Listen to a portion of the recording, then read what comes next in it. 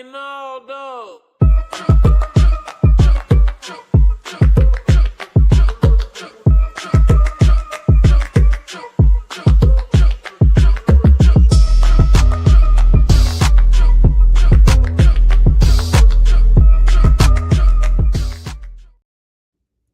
What's up, y'all, and welcome back to another episode of the 5 Dish Changer podcast. I am your host, Ashley Autumn.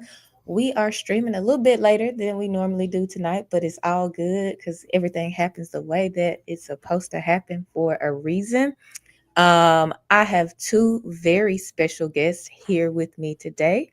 I have Miss Kim Ortiz, co-founder of Love Academy, and Janirio Hawkins the second. And I want to apologize for having your name misspelled on It's all good. everything else, but I do feel like you were supposed to catch that too when I sent it out. But Yeah, I totally missed it. um, but we are gonna have a good time. We're gonna have great conversation and all of that. And so before we get started, I'm gonna tell how I met both of y'all because I kind of met both of y'all in similar situations. So Kim and I'm not really sure how we connected on social media and ended up following each other, but we had a couple of meetings and just kind of got to know each other.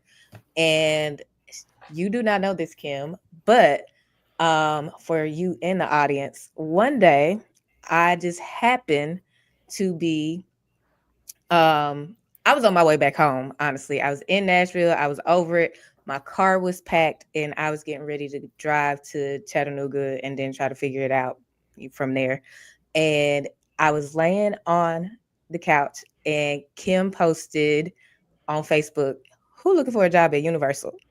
And so I sent her a DM and I was like, "What you talking about, Willis?" And so she was like, "Send me your resume." I sent her my resume. The recruiter called me that day and was like, "Can you interview on Monday?" So that means I Wow. had to stay in Nashville. And then I went to the interview on Monday. I left and then they called me probably 30 minutes later and offered me the job. I did not know that. That's so dope. So that was nothing but Yeah, the Lord. that's dope. So my bags was packed. Our other guest, Janirio, I met him at work. And honestly, I didn't know Janirio even did anything with music or the Southern Entertainment Awards. And that was kind of a part of that transition from I feel like life is just life and I'm finna get up out of here. So like these things kind of happen back to back. And one day we just happened to be talking and he's like, "Yeah, I like co-founded the Southern Entertainment Awards." And I was like, "Oh, interesting." But we worked together prior to. He was a trainer and I hated that job. And he probably thought I was crazy because I walked around like I hated that job. I was so miserable. So I want to thank both of y'all for being here. Y'all definitely have an imprint on a certain season in my life. And the trajectory from there. But next, I'm going to ask you guys to just tell the people a little bit more about you and what you do. And I'm going to start with you first, Kim. Amazing. Well, first of all, thank you for sharing that. I did not know that. So look at God, just be out here guided. That was a crazy time being at UMPG. But it was a great time, learned a lot. So grateful for that experience. So yes, as Ashley mentioned, my name is Kim Ortiz. I'm a Jane of all trades, if you will. I do a lot of things. Primarily what my day-to-day is now is I'm a licensing manager for a music admin company. So I handle all the sync licensing. So I love that you're a music supervisor because I work with music supervisors daily, clearing samples, all the things. So definitely happy to get into these conversations later on about where music is going, especially like from the creative aspects. But I started a company in 2014 called Prospective Music Management. And that was because I couldn't get a job. I graduated from MTSU in 2013. I quit working at McDonald's. I started working at Amazon. I feel like everybody did that at the time. That was like the quick hustle. If you need a quick check, you went to the warehouse and you worked at Amazon while you try to figure things out. And I was just like, I got this degree. I got all this passion, this ambition, but I have no job. So that sort of transition or transpired into me creating my own job. So I just dove headfirst into PR, taught myself how to write press releases. I started managing artists. I started throwing showcases in Murfreesboro because at the time nobody was throwing showcases for hip hop artists. So what I would do is I would go to the venues and be like, how much does it cost to rent this out? Because when I would try to talk to the booking agent, they were like, oh, you do hip hop? We don't do that kind of music here. But I'm like, all right, but how much is it to rent it out? And then I can bring who I want. So that's really how the Prospective brand started. And I would just use all the money I was making, working all the jobs that I was working, and I would rent out these venues. And I would have my hip hop showcases, really spotlighting hip hop and R&B artists, primarily in Murfreesboro and Middle Tennessee. And then from there, I bounced around from city to city, state to state, went to LA, moved out the country for a little bit while I was working on my master's, came back. And I got hired at Universal Music Publishing. That was my first official gig in the industry. That was in 2019. Moved to LA a few months later and been back in Nashville since 2020. And now I'm in publishing, been in publishing for like 6 years. And then last year, my sister and I founded an organization called the Love Academy. So we're fiscally sponsored by the Arts and Business Council, but we do year-round youth programming, really teaching life skills, creative exposure, certified skilled trades, all the things. So that's what I do. A little of what I do. Come on now. And I'm sure Nashville is so happy to have you back from LA. Because I was a little sad when you left. UMPG wasn't quite the same, but I understand why you left. You know, the way I never wanted to come back to Nashville, and God kept being like, nah, but you coming back. And I just had to like wrestle with that of like, all right, I guess I live here now. But Nashville is not a bad place. And I think it's a place of community. And I love all the programming that's coming to Nashville. So I'm actually excited about that. It's great to have an organization here because now all my kiddos, I feel like I would abandon them and have abandonment issues. They're like, you can't ever leave. Like you're stuck with us now. All of the youth that I work with. So it's a great reason to be here is to work with them. It makes it all worth it. So I am again excited to have you here. Grateful for you taking the time out to be here. Excited to hear some of these picks you have. Girl, the stress. You don't even know the stress. The stress of narrowing this down to 5. I was sweating. I couldn't figure it out. I'm sorry. Okay, I'm so interested to hear your picks, Janirio, because what? And so I didn't realize it was going to challenge me to make me think. So when you're talking to music lovers, and I rarely ever pick a top 5, pick a top 10 or anything like that. So I did it for you, Ashley, and I tried to make sure that there was some relevance in what I selected. Well, all my stuff is old. It's probably like pre-2010. I was just like, that's when music was good. I don't know. It was tough. I got some new stuff. Okay, honestly, good. Then that means Janirio, you might be the only person who has had new stuff. I don't think anybody has said anything. Well, no, I take that back. Mac had a couple of like 2010s stuff, but it definitely wasn't nothing after 2015. I don't think. I don't think I have anything past. Well, we'll talk about it. Let's just say that. So go ahead, tell the people what you do and all of that. I mean, I cannot top Kim. Like Kim, you just please stop. Yes, you can. Like, your accolades precede you, and I really appreciate what you do in the entertainment industry. So what I will say is my name is Janirio Hawkins. I'm one of the founders of the Southern Entertainment Awards. I would say to date, we are the longest running independent award ceremony in the entire country. I am also a music supervisor for Onyx Theory Art. So shout out Nina Stacks. One of our most recent films, Fatal Lust, has exceeded 20 million views.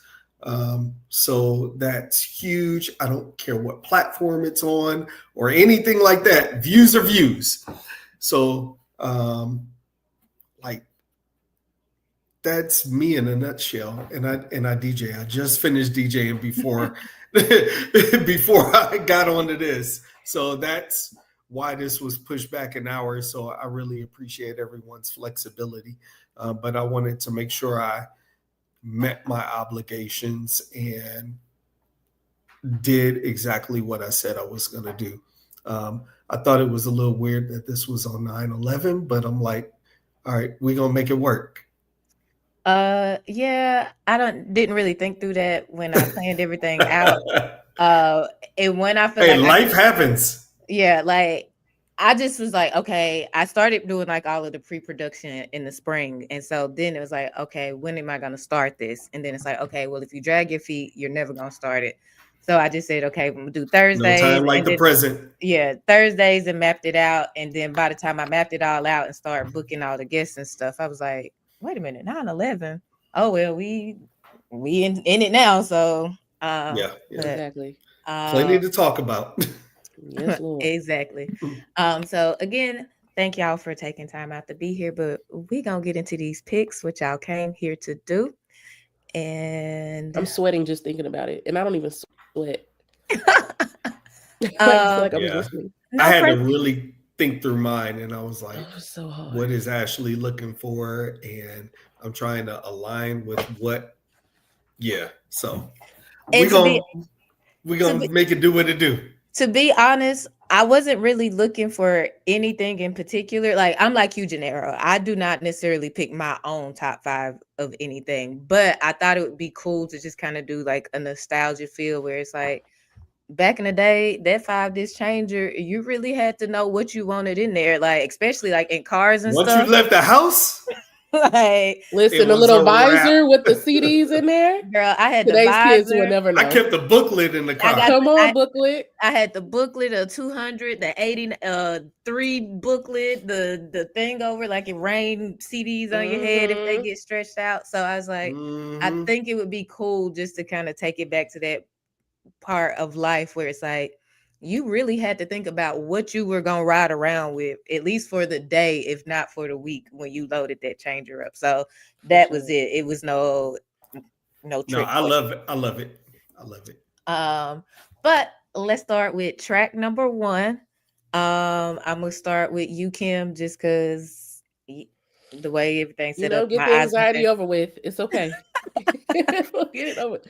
So wait a Go minute ahead. before you go into your first pick, there is Uh, a question to go along with Wait, each track pick. number one. Is it track Track number one or disc number one? it'd be disc number one because it's Okay, 5 discs. okay. So yeah, I your got an I was first like, album for my number one pick. So okay, yeah, I so did albums. yeah, album, single, whatever y'all want to put in there.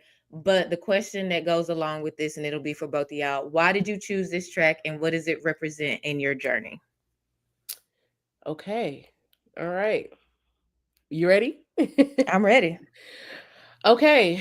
This is really in no particular order, but this is just the first thing that's written out on my list. I'm going back to what I love, hip hop. I got Lupe Fiasco, The Cool is my Oh, favorite Lupe Fiasco album, which was hard because Food and Liquor was so good. The cool was Um, a dope. but yeah. The Cool though, and the reason I picked The Cool, I remember this probably came out when I was like maybe ninth grade, probably ninth, 10th grade. I was still living in North Carolina, right? So I'm a military kid. So I've moved around a lot. But this is specific because when this song came out, the boyfriend I had at the time, the one thing I would give him is that he had a great ear for music. And he introduced me to Lupe Fiasco and like Killer Mike and Bun B and UGK. Like my mama was like, we listening to gospel and that's it. You're So so old. because of him, I know who Lupe is. I know who Killer Mike is. All like the Southern rappers. So I really appreciate him for that. So this was right before my dad broke the news to me that he got transferred to Kentucky, and we had to move to Kentucky. Devastation. Okay, I'm in like 9th, 10th grade at this time. But it was The Cool got me through a lot. Like especially when I think about my favorite tracks on there, Intruder Alert, Hip Hop Saved My Life. The track title, The Cool, it was just such a good album. And for me, the mark of a good album is when I don't skip. So I Mhm. let The Cool ride from top to bottom. And it's still one of my favorite albums. And I think it's when I really kind of like started paying attention to music and to other forms outside of gospel music, because that's the household I grew up in, was like gospel, jazz, funk. we really weren't allowed to listen to like rap or hip hop, etc. So that was really my intro to like Common and Lupe and like J. Cole, what I would classify as what people classify as conscious rappers. That was kind of my intro to it. Okay. Dope. Yeah. So I'm a food and liquor girl. I like the cool, but I'm a Both of food them. like I feel about food and liquor how you feel about the cool, like no skips. I just listened to food and liquor the other day. Like I haven't Mm-hmm. listened to Lupe in a while. Um Oh, his new album is dope. I haven't listened to the new album because Lasers is where he lost me. So I might have to come back. Yeah. I agree, Kim. I know that's Like a hot take, but I was like, what are we doing, Lupe? I heard somebody explain it. I can't. It might have been Punch from Top Dog, but I'm not really sure. And he was talking about he made it like a basketball analogy, and he was like, some rappers just don't have a mid range, and so Lupe, I feel like he had a mid range with Food and Liquor and the Cool, but then like you said with Lasers, I think he was just like, I'm smart, and I want to show y'all that I'm smart, and it's like I get it, but it's a little bit too deep for me to try to like drive and break all of this down. Like, and it's not, oh, I'm not intelligent enough to break it down. It's like, I'm driving to work. Like, give me Like you that. didn't come there for all that. Yeah. Right. Yeah, I get it. like, I ain't necessarily got to have it like dumbed all the way down, but give me a little mid A little range. kick push. Yeah, Kick like, like, yeah. a little something where I can digest it on the way to work or while I'm working. But if I gotta type and then stop and then be like, let me Google this that word and put it all Mm-hmm. together, it's a little too much. So like I agree with you about Lasers for sure. But Janirio, we're gonna get into your pick. Same thing. Why did you choose this track and what does it represent in your journey? I'm going to start with, so I'm gonna date myself on these because there's a age gap apparently. um, so I'm gonna do Wu-Tang, Enter the Wu-Tang. And the reason why I selected that at that time, I had just moved to Tennessee and I got a job at a record store. That was my first job at a record store. I was working at, believe it or not, Turtles Music in Donaldson. Turtles turned to I have no Blockbuster. idea We what know you're what talking happened. about. We know what happened. So people used to be able to rent videos and stuff at Blockbuster, but before there was a Blockbuster, there was Turtles. And what is significant about that was Wu-Tang. So again, I'm in the South. I'm coming from Michigan. I'm in the South. And Wu-Tang was placed in the pop rock section. They didn't know where to put it because of the cover art and everything like that. They never heard anything like that. So here I am, the black guy working at the record store. And I'm having, of course, they assign me to the rap. But when you think of Wu-Tang and what they did and where I was in my life, I'm coming from Michigan. I know Esham. I know Jake the Flake. I know Top Authority. I know Dayton Family. So when I'm coming to the South and I get introduced to Wu-Tang like it's in my face, and I'm stuck in the rap section, and it's my first job at a record store, like it was just so much. And that CD and the music on there just resonated with me, and it was just a new coming of the next plateau of hip hop. Okay. Now let me ask you this because it's interesting that someone from up north Midwest area moves to the South and it's like Wu-Tang. Most people they That was my question. move down south and it's like, UGK or, 3-6 Outkast, Mafia. 3-6 Mafia, but for you it was New York music. Well, see, at that time, so we talking 1990. So at that time, 3-6 was still a little young. And because I was at the store, like I didn't get introduced to 3-6 until I went to Tennessee State. Okay. And Makes sense. everybody from Memphis was like, yo, Yep. and I had dated a girl that lived out in Jackson. So I really got turned on to, well, she was in Covington, Tennessee, Mm-hmm. to be exact. So, it was like, that's when I got introduced to all of that, gangster, all that gangster rap and everything from the South. Flint gangster rap, period. But Wu-Tang was different, and around that time, it just really opened up my ear to other things. I've always been into music because like you, Kim, I grew up where my mom was like, on Sundays, you listen to the gospel. There is no rap played. That's right. But I got by because there was jazz. So jazz influenced my ear to other things. And when you look at New York and the hip hop that was coming out of New York, it was all jazz influenced and inspired. So that's what kind of drove that ear over to the East Coast. Okay, that makes sense. Like I said, it's just rare to hear somebody say, "Yeah, I moved down south and got put on some Wu-Tang." It's like, I mean, if I wasn't in the record store, that probably wouldn't have happened like that, because around that time here in Nashville, it was Cool Daddy Fresh and Pistol. I gotta look these names up because I don't know who you talking about.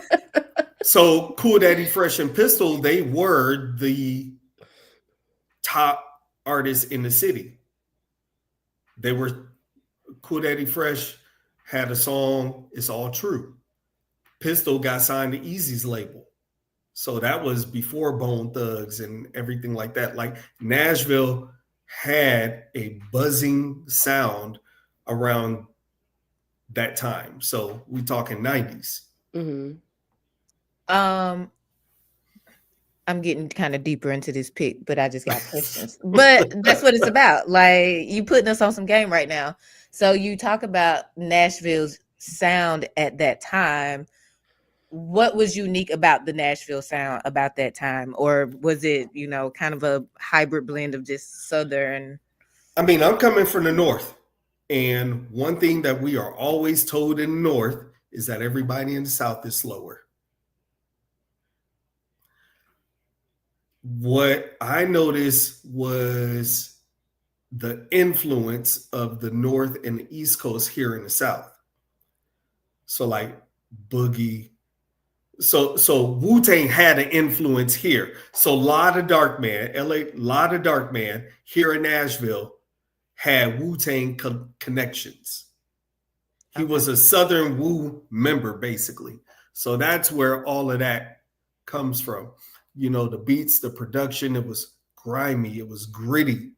When you think about New York, what was that production like in the 90s? It was grimy, it was gritty.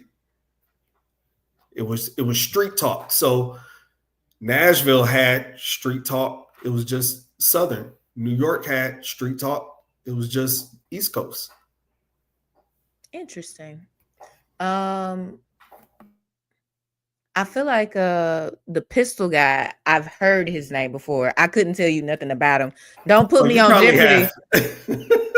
Wait, what's his name? Pistol and who? Cool Daddy Fresh? Pistol, Cool Daddy Fresh. Around that time, it was Serving the World Click. Quanti Cash came after that. All Star came after that. Yeah. Playboy came after that. When did Young Buck arrive? Playboy, Young Buck came. So around that Juvenile UTP, you remember UTP era? So after Slow Motion and Back That Ass Up and all that, around that time when UTP was created, that's when, who is that? Skip and Wacko were in there in that group. So that's around the time Young Buck was around, and that's back when the clubs were really popping here in the city. Mix Factory, Palladium, Outer Limit, Chrome, all of that. You a whole walking historian for Nashville hip hop. And I love that, because you would think that Nashville doesn't have a hip hop scene for people outside the city.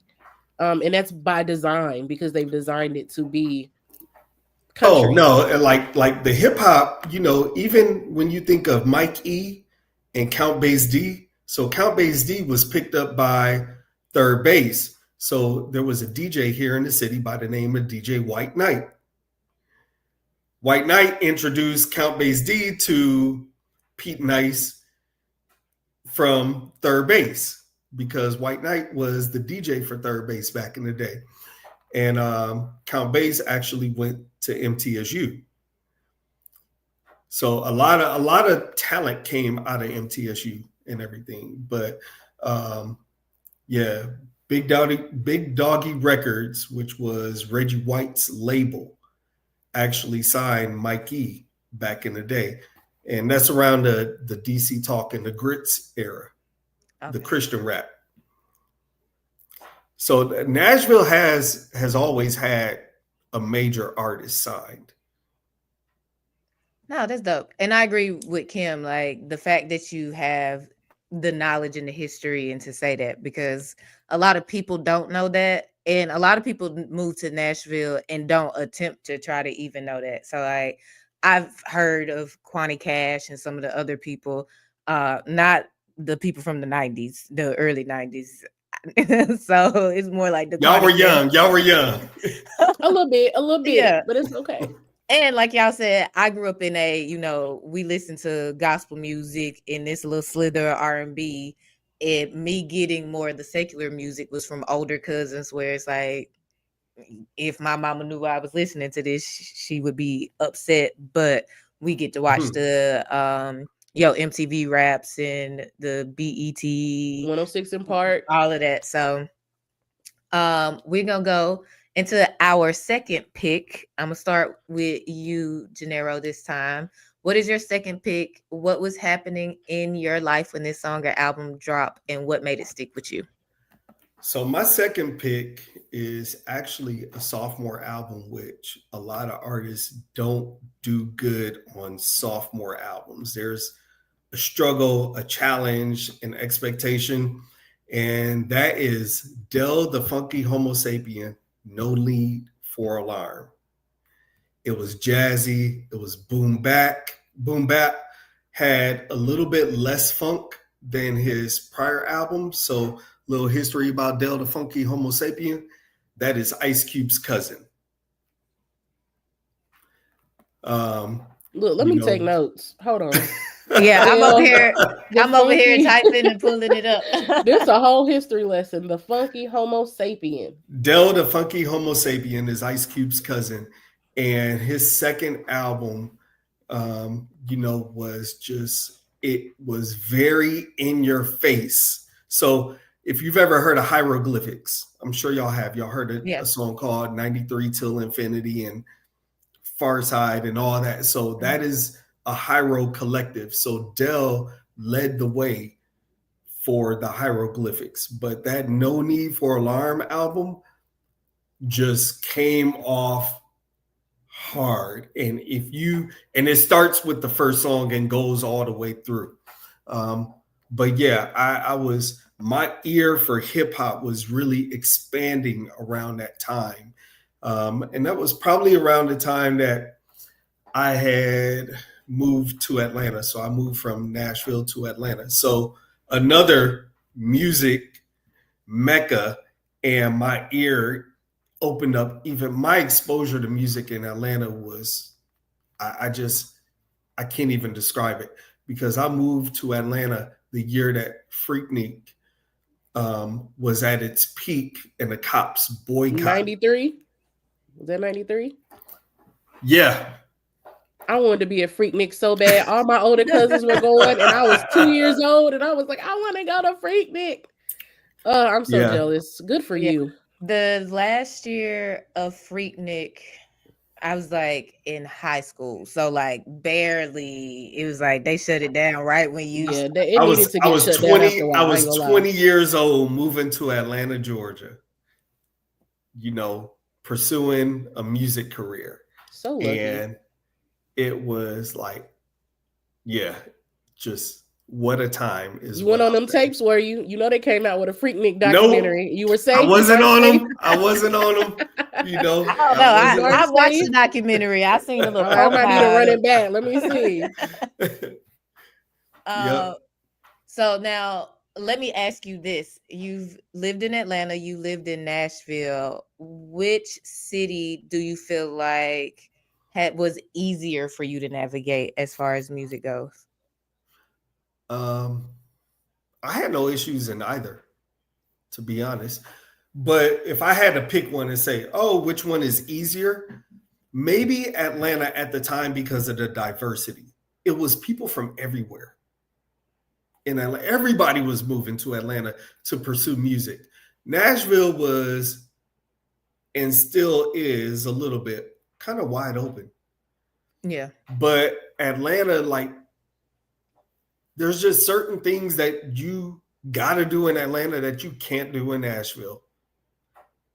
You know, that's just what it is. But when I go to Atlanta and I'm there almost every month, at least once, it's a little bit easier for me. I learned so much in Atlanta also. You know, it wasn't like people were trying to hold information back from me or anything like that. But what I know now today, I learned in Atlanta through my experiences. Um, so yeah, you know, it's like I felt that it was easy. Now it could have been the people I was around, the connections I had, but when I moved to Atlanta, I didn't know nobody.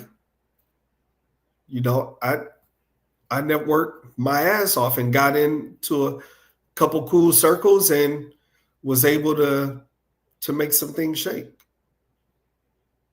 Okay. That makes sense. I feel like you said, Nashville is still very much wide open. To me, in my mind, in 2025, that would make Nashville easier because it's like you can get out there, hustle, start something, do some good PR, some marketing and all of that. And kind of like Kim talked about, have those shows. Like I did the same thing. Like, oh, if I can't find a job, then the job gonna come to me. I feel like in Atlanta, it's very oversaturated at this point. And so it's like you go and you're Oh just yeah. one of many, like, okay, you can rap. So can all of the homeless people. I don't know if y'all watched the Instagram where the dude had the homeless people come like freestyle or whatever. And like half of them be like hella dope. So it's like even all the homeless people in Atlanta got talent, and then you move there and you become like a small fish in a big pond. Yeah. Yeah, you're right. So Kim, we gonna switch over to your next Let me pick, pull my list back up. All right. and it'll be the same question: what was happening in your life when this song or album dropped, and what made it Yeah, I'm stick? curious now, Kim. This is a throwback. I'm such an old soul, God. This is a song, not an album. The song is "Someday We'll All Be Free" by Donny Hathaway, and I love me some Donny Hathaway. I think that's the musician in me. So I grew up classically trained as a clarinet player. Also took other like piano and guitar, but I didn't stick with that. So don't ask me to play piano or guitar. Um, but Donny Hathaway is probably one of my favorite songwriters ever. And the first time I heard this song, I think it just encapsulated like every what the black experience is, at least from my perspective in this country. And because I love history so much and try to be a student of black history and American history and global history, I think just the way he was able to capture his experience in that song really sort of opened up my eyes to like go back and study the greats. So like my family is from Memphis. My dad is from Mason, which is right outside of Covington. My mama grew up, born and raised in Memphis. So Memphis runs through my blood. And that's why I said, if you know anything about Memphis, there's like 3 or 4 or 5 churches on every corner. So that's why gospel music was so crucial and critical in our household, because my mom, her dad, and her mother were both in gospel quartet groups. Um, and so for me, when I listen to Donny Hathaway, especially the song that kind of puts me back in that mode of like being in church or listening to, Granny sing that one song that kind of makes her feel liberated. So this is a song that I go back to all the time. Okay. And So now I know last pick you mentioned you were military brat and Mm-hmm. you have a very eclectic music palette. Do you Yes. feel like the military play, even though you grew up in a house that was like we listening to gospel, do you Mm-hmm. feel like the military kind of help you have this eclectic taste where it's like, yeah, I'm kind of getting some Donnie at home, but like you said, dated the guy who put you onto like Lupe and some conscious rap. Would you say that's an accurate statement for you? Military is in like moving around a lot. Yeah.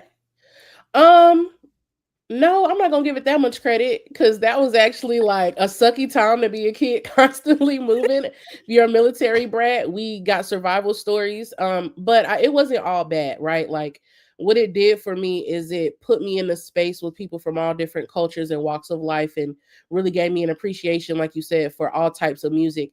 But I really credit my dad. So my dad grew up playing the saxophone, and I wanted to play saxophone just like him, but I ended up on clarinet. My sister played the violin. So my grandfather played the organ. So I just grew up in a very musical family. And my dad, he wasn't the gospel, right? My mama was the Shirley Caesar, the Albertina Walker, the Caravans. My daddy was like Parliament, Funkadelic, Fats Domino, Sarah Vaughan, Kenny G. Like he was so eclectic in his palette. And then at the time, the kids I was going to school with was like, they were Eminem and Blink 182 and all the rock music. So I guess to your point, moving around a lot and being exposed to so many different types of people, I think definitely influenced my musical palette. But also, I think just growing up in like a musical family had a lot to do with that too. Because my dad, he crazy. He still got 8 tracks. Like his vinyl collection is ridiculous. His 8 track collection is ridiculous. Today's kids probably don't even know what an 8 track is. Um, but he's Not at just a all. music connoisseur. Like, and I told him, I was like, I'm not trying to put you in the grave early, but like, can you will me your like vinyls, like 8 tracks? Like, can you just throw that in the wheel real quick? Um, but yeah, I really credit my dad a lot for how much I love music because he's a music aficionado for sure. So now, the first time you heard Donny Hathaway, Hmm. did you hear it on a vinyl, a 8 track, CD, or Radio. The first song I heard from Donny Hathaway was probably A Song for You, and I heard it on the radio. And I was like, who is this? And so I went and like, so back in the day, right? I'm a 90s baby through and through. We used to get allowances on a good week. And what I would do with my allowances, I would go to FYE in the mall back in the day where you still had the record stores in the mall. And I would spend all my little allowance money buying CDs. And like even in my car, I still got that Donny Hathaway greatest hits album with this song on it. I have Fats Domino albums, like all like CDs, all types of crazy stuff. But yeah, I mean, he played a lot of vinyl in the house too, for sure. okay? Um, Sorry, y'all. I'm now nose. you good. I had a follow-up question and then it kind of slipped my mind. Um, but I'm an 80s baby, but I used to forego my lunch money. So when my mom would give me lunch money for 2 weeks, I would like go buy a CD and eat Starburst for lunch because you could get them out the vending machine for like 50 cents, which is crazy because now they like $4 for a They pack of taxing. Starburst. It's They is very big rude. packs and I would have starved because I'm not paying no $4 for no Starburst. Facts. But so we're gonna get into the next pick.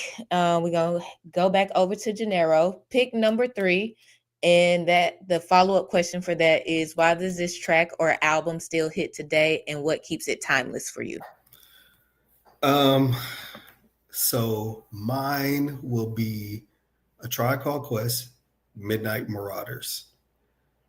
The reason why is because it is one of the most complete rap albums ever made. Q-Tip was at his peak. Fife was, rest in peace, Fife, but he was there. And as you see on the first album, Fife wasn't doing a lot of rapping. He came in a little bit on the low end theory, but that third album, like it was, he was there. But again, that's one of the most complete albums I have ever heard. And I listened to a shit ton of music. But that album right there, every track, it's a no skip album. I love me Uh, some Tribe. so I got hip to Tribe late. So like I said, grew up in a house where it was a lot of gospel. Anything that I got was from my cousins, and my cousins either they kind of listen to the mainstream stuff. So like I'm probably still one of like the only just true blue music lovers in my family, where it's just kind of like Janirio said, consuming so much music, and it makes me sad to know that I will never be able to hear every good song in the world before I die. And so I got hip to Tribe late, and it was kind of Mm. like I had to go and listen to it myself and kind of get like the historical context of who they were. Like always kind of knew because of course they had songs on the radio, and then like stuff like that. So it was like knew of them, but not necessarily their catalog.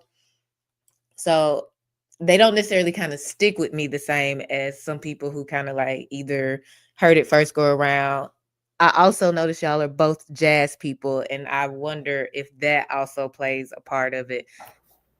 My Oh parents yeah, said, the jazz influence in Q-Tip's production. Yeah, I mean, I like a lot of melancholy music. So if you know, like it's if you look at my picks, you're gonna aside from maybe Wu Tang, you know, but it's gonna be a lot of jazz samples in there in what I listen to, whether it's Pete Rock, whether it's Dell, whether it's anything off of Hyro, whether it's Tribe, De La, you know, it's gonna and two other albums that we'll discuss that I selected. It's they're all around that same tone, tone tempo, that tempo. pace. And it's for me, albums grew on me as I got older and experienced Mm, life as well. You know, something, yes, I DJ and I play whatever for the moment, but there's certain things that resonate with me more than others. And some of it is just based on a point in time in my life. But Tribe is just, I grew up, I was delivering papers on a paper route listening to Jungle Brothers. So to go from Jungle Brothers to Daylight to Tribe, that was a natural progression for me.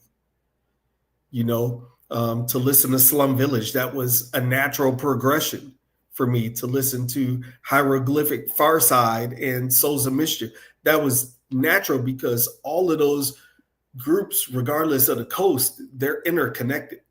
yeah. I definitely so like the history of it all, the interconnectedness, I understand it from a music history standpoint. Um, my parents are like young parents in the grand scheme of thing. Like my dad just turned 60 and I'm getting ready to turn 40. So like I kind of grew up on more of like Run DMC, LL. My mom was big into like Gap Band, Stacy Lattisaw. So she's a big R&B girly.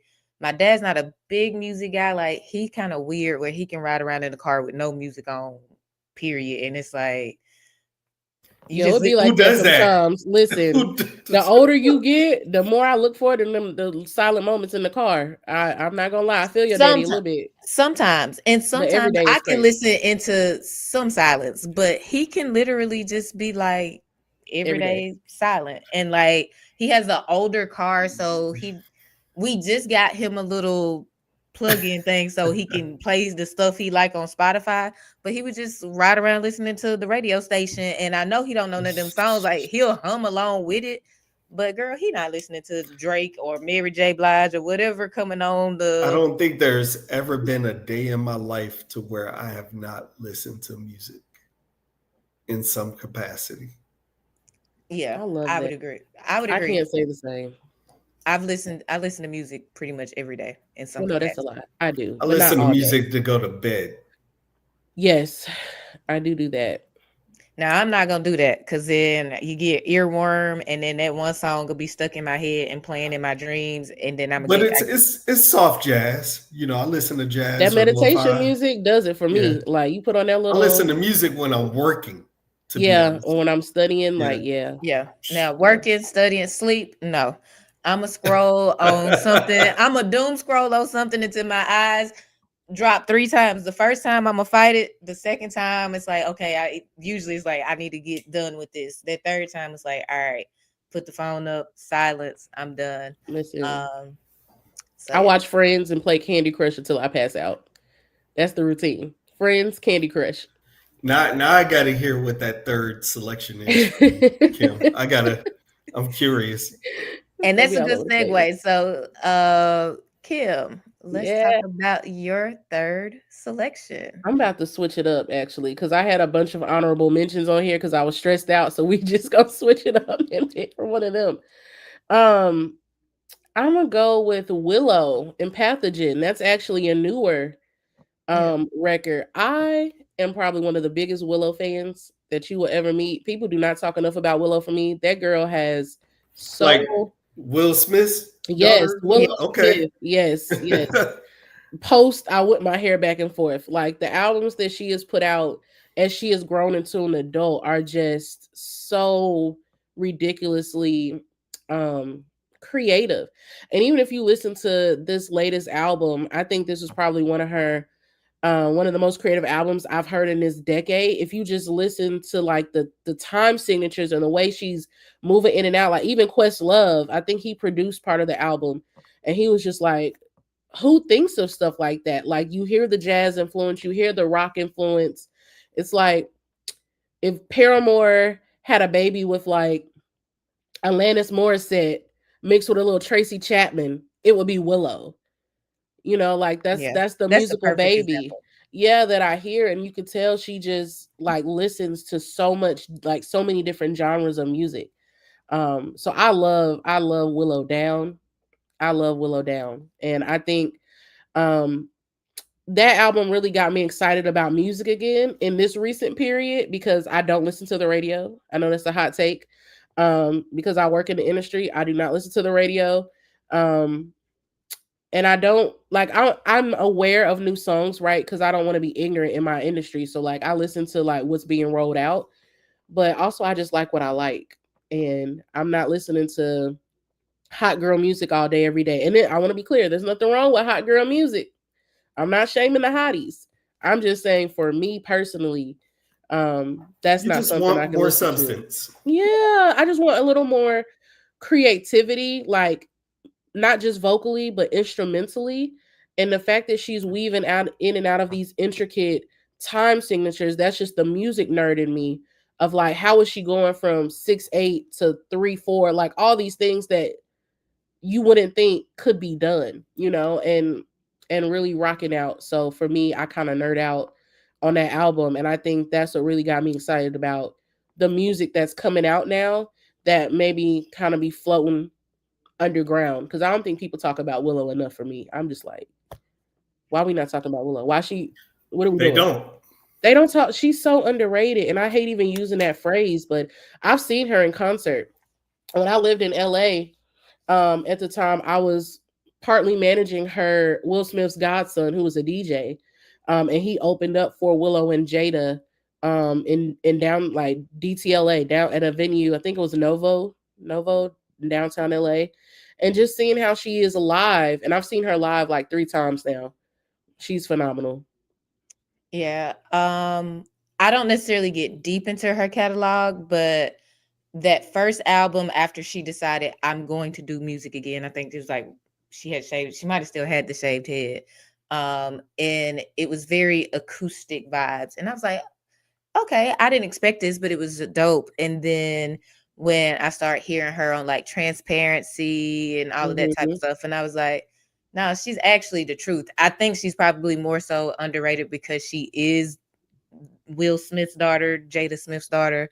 So it's like, oh, Nepo baby, and Sometimes people don't realize Yeah. Nepo babies still gotta work to be talented. Like, yeah, And all you got Nepo babies are not talented. That girl is talented. yeah, she's talented. She's And talented. so Symptom of Life and Big Feelings are like, just listen to those songs alone. If you don't know, if you never listened to a Willow song a day in your life, listen to Symptom of Life and Big Feelings. Yeah. got you. So that's gonna segue us into pick number 4. I'm gonna stay with you, Kim. And the follow up to this is, did anyone introduce this track to you or did you find it on your own? Oh, I found this on my own. This is gonna be a J. Cole album. Because I grew up in North Carolina, so J. Cole was very much so all we listened to. This is his 2014 Forest Hills Drive album.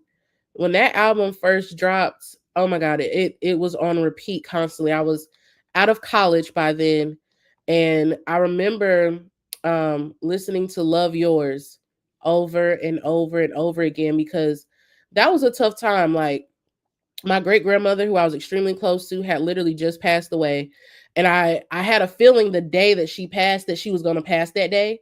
And I listened to this album like it was a whole crazy thing. Like, I called her and talked to her that morning because I had a feeling like she was going to be gone by that afternoon. So I'm grateful that I got to tell her I loved her. And not to make it sad, but this album really got me through that because it was out at the time that my dad called me. I was literally listening to Love Yours in the Dairy Queen drive-thru in Murfreesboro when my dad called and was like, "I'm sorry to tell you, your grandma has passed." So when I listen to this album, it doesn't as much make me sad as it um really, especially that song Love Yours, it really just makes me grateful for the things that I do have, because this was also a time where, like, I just graduated from college. As I mentioned, nobody was hiring me, so it was like I was trapped in that wheel of comparison. I'm looking around at all my peers. They got jobs at Universal, they got jobs at Warner, they're walking into Music Row and getting hired on the spot. I'm interviewing on Music Row. I walk in, I'm the only Black person in most of these companies in Music Row. And so I know I have this feeling immediately I'm not about to get hired. And so I think that album really just like got me through a lot of the doubt and the self-doubt that I was experiencing at that time of trying to figure out, where do I go from here? I got this degree, I got all this student debt. What am I about to do? Am I going to ever make it in my industry, or where do I go from here? And so that's why that's going to always be a pivotal album for me, specifically that song Love Yours. That's like, love that song. Love the message of that song. Um, would you say that you're a J. Cole fan, or that album was just like, you know what, this is a good album for me in this moment? Or do No, you I'm a just fan. okay. Yeah. I'm not a big J. Cole fan. Like, I don't hate the guy. I think he's incredibly Mm-hmm. talented. And for me, music is a energy thing. So it's like I can recognize this is a really good album, really dope, but it doesn't connect with me energetically. And the only J. Cole album that I really felt like I listened to and connected to energetically was KOD. I think that's his name of it, the purple, Mm-hmm. or whatever. Um, but yeah, no, I like Love Yours too. I like that Yeah. song. I remember that song. But we're gonna move over to Jannero, your next pick. And who did someone introduce it to you, or did you find it on your own? So my next pick would be Outkast, Southern Playalistic, Cadillac. Southern Yes. playalistic. Classic. And I was living in Atlanta. So again, I moved to Atlanta around that same time that album came out. And to be in Atlanta when Outkast dropped this album was everything I needed. Again, the strings, the jazz, the funk influence that has carried me through my life was all in this album. And at that time, I was working at a record store in Atlanta. I was working an overnight shift at this printing company. So I was like, well, I get off at 7 in the morning. I don't got nothing else to do.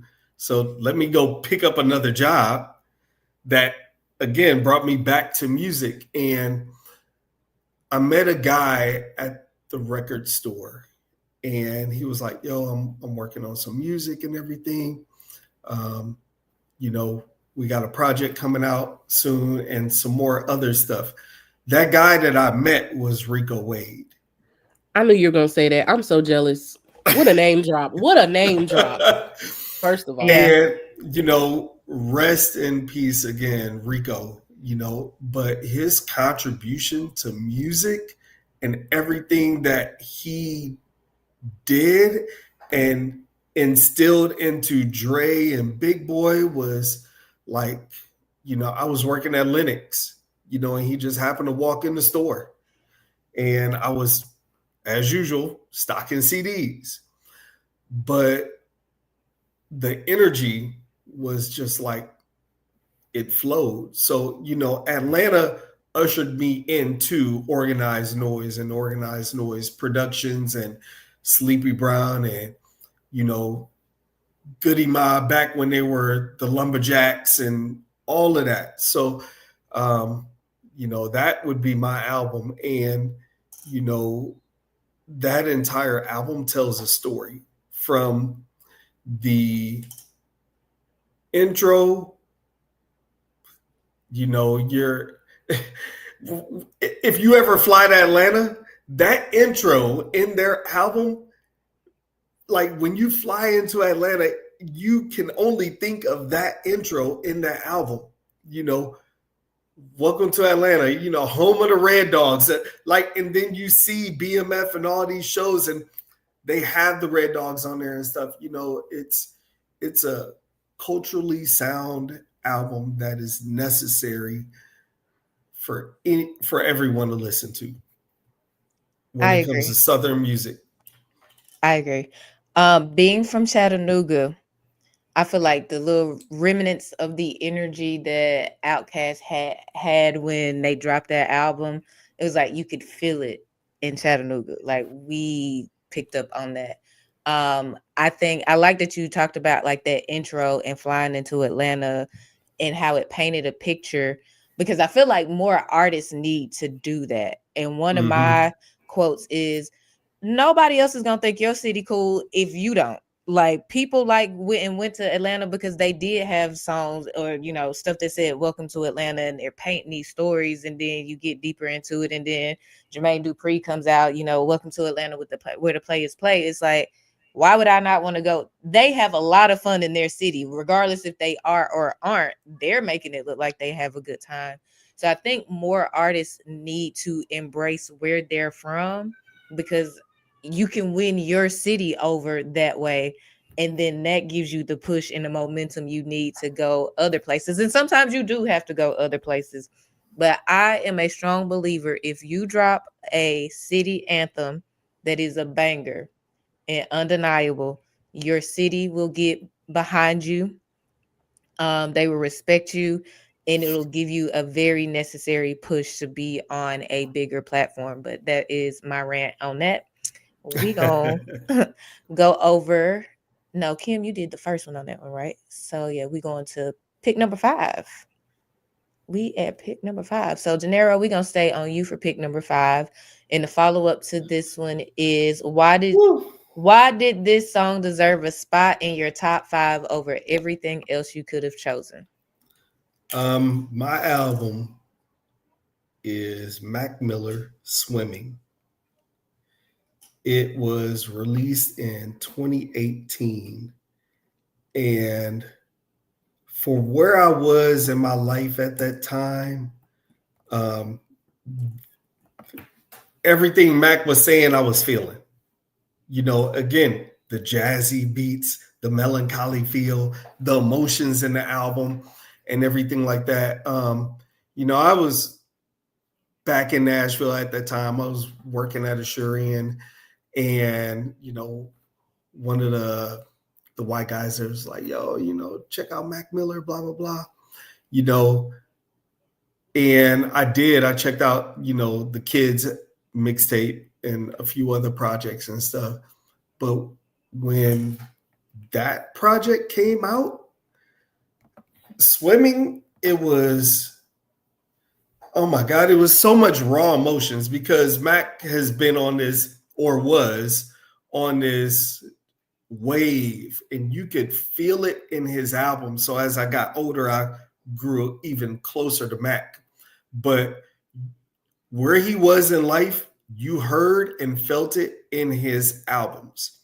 If he was happy with Ariana Grande, you heard it in the album. If they had a breakup and he didn't know how to handle fame and success and everything, you heard it in the album. At the time of this album releasing, I was going through many relationship issues and life issues and stuff, and challenges and hurdles. And that album spoke to me dearly. Like, what he was feeling, I was feeling. What he was talking about was in my mind. And, like it just, Mac wasn't a complicated person, and he spoke his truths, and what he presented was what he was. And that's probably one of the reasons why I'm a huge Mac Miller fan. And I don't think a lot of people really give him the artistic credit that he deserves, because he was a genius when it came to music. I need to get deeper into Mac's catalog. And the only reason why I haven't, one, I'm the total opposite of you. I do not like a whole lot of melancholy music. It's too sad up in here. So you don't listen to Sade? I do some, but you're not gonna really catch me. Like, I listen to Drake? Sade. I'm not listening to the whole lot of Drake. Like, if I listen to Drake, it's gonna be no kid, like the club stuff that you can dance to. But I'm not finna sit and cry with you. No, if I'm sad, I want something that's gonna pick me up. Like, as far as hip hop goes, ego rap. So give me something that's gonna make me feel like I can conquer the world. There, even if it's R&B. So like, I love how Beyonce and Rihanna blends like the hip hop and like the ego rap, even though they might be so Mac, like, have you thinking about life and what to do? I do that enough. If I'm cutting on some music, I do. I'm probably trying to shut off life. And so I also probably had a little bit of racial bias going into it. When I saw Mac Miller, I was just kind of like, y'all not going to colonize hip hop. So a part of that was the resistance, but I knew he was more melancholy because all of the people that I knew that listened to him kind of talked about. So you listen to SZA? Honestly, I don't listen to SZA anymore. So I listen to. Oh, wow. Because Mac had a huge influence on her career, and that makes sense. So I'll say, like Mac was one of the homies. And I'm not saying he wasn't, like, and people say that, but it was just where I was at the time. I was probably going like deep woke, so it was like, absolutely not. I was going through my own stuff. Well, I was going through my own stuff, but it was never really Mac Miller. But I was gonna say, like, when it comes to SZA and stuff like that, I can tell where I am in my own personal journey by the soundtrack of the era that I was listening to. So when I felt like I was deep into my own toxic lifestyle and relationships, my 5 discs would have probably been SZA, Kehlani, Janae Aiko. At that time, it would have been Beyonce, Lemonade, and the fifth one, who even knows? It was probably just those 4 was enough. I don't listen to hardly any of that now because I've done so much healing that it's like, girl, are we just gonna sit and cry for 20 songs on the album? So I challenge you to listen to, and to everyone watching, if you have not listened to any Mac Miller music, I challenge you to listen to Swimming. It was the last album he really created prior to his murder. To be honest, I wouldn't even say it was a death, because some people sold him some bad drugs, and they were charged. 7 years ago, almost a couple days ago to the date. But yeah, listen to that album and listen to the strings and how each song ties into one another and everything like that. And, you know, what he was saying, and go back and look at his Tiny Desk performance, and you will see, and even in his Tiny Desk performance, where there's a moment in it where the drugs kick in and the performance shifts a little, you know, but Mac was a true dynamic artist, you know, and I am a huge fan of Mac Miller. I have almost all his music on vinyl. Um, I, yeah, you know, but there's a connection. There's a life connection with that as well. Yeah. And that makes sense. Like I got the Mac Miller bobblehead. I flew to Pittsburgh, went to the game, and got the bobblehead. You know, they only made like 20,000 of those, and I was outside of the stadium for 4 hours waiting. Oh, you a real fan. You a fan. You a fan. Because I don't even know if I'm standing nowhere for Beyonce 4 hours, and I feel like I'm a fan. Yeah. Mm-hmm. I'm a fan. And I love it. I don't necessarily hate on fan. Like, I collect stuff. So, like, I got all kind of Beyonce collectors unopened. I just don't know if I'll stand in a line. But Beyonce would had no choice. Yeah, I was gonna say Beyonce would have to offer something that would require me to think about standing in the line too. I don't think I've ever just been like, oh, Beyonce's offering this, I need to stay in line. So stand in line. So I'm not gonna speak too soon because I might be up in that line. If it's some tickets, if Ticketmaster shut down and they said you had to go to box office, I would be there in a tent. Like I'm here. But Kim, let's get into your fifth and final pick before we get into the cultural convo. Who you got? Let me tell you how stressed this is. I kept going back and forth between Lemonade by Beyonce and To Pimp a Butterfly by K. Dot. Oof, them two good ones. I know. And I'm like, I don't know. Wait, say that again. Rewind that. Lemonade by Beyonce or To Pimp a Butterfly by K. Dot. Both phenomenal albums. I think I might have to roll with my girl Queen B on this one for the last one. Wow. And this is why. I know. Did you know the Pimp a Butterfly was supposed to be called a Pimp a Caterpillar? No. And it was to spell out Tupac? That makes a lot of sense because I know how influential Tupac is to Kendrick. So, and then he had like a whole little dialogue with him at the end of the album, which was so dope. The way he cut in his questions with the old Tupac interview. To Pimp a Butterfly is hands down one of my favorite records. But the reason why I'm rolling with Lemonade, I'm ready to hear this. I know this is a hot take. Listen, and I got to be careful what I say because I'm a few degrees away from Beyonce. So I follow her publicist, Miss Yvette. You know, she felt like I'm coming as a fan of a Beehive or Miss Yvette. If you're watching this, I love you so much. But I have to roll with that because prior to Lemonade, like I was the biggest Destiny's Child fan, still the biggest Destiny's Child fan. Like love DC3, even DC4, minus Farrah. We don't count Farrah. But Latoya, Latavia, yes, right. But Beyonce's solo work, her early solo work, like Dangerously in Love, the Sasha Fierce 4, like all of those bodies of work, there were amazing songs on those bodies of work, but I didn't consider myself at that time to be in the Beehive. Like I respect the hell out of her, Virgo to Virgo. Her work ethic is killer and she makes great music, but I didn't relate to any of it. Like I just wouldn't consider myself a fan at that time. To me, like if I'm a fan, I'm going to your concerts, I'm buying your merch, I'm buying your albums, all the things. I wasn't doing any of that for Beyonce at the time. It was like, oh, that was cute. I love that song. Like, cool. Listen, Lemonade dropped. And when she put the visual album out, like everything for me changed. And I got inducted into the Beehive right then and there because for me, it was finally a body of work that I think was so authentically Beyonce that it felt like this is the album she's always wanted to make.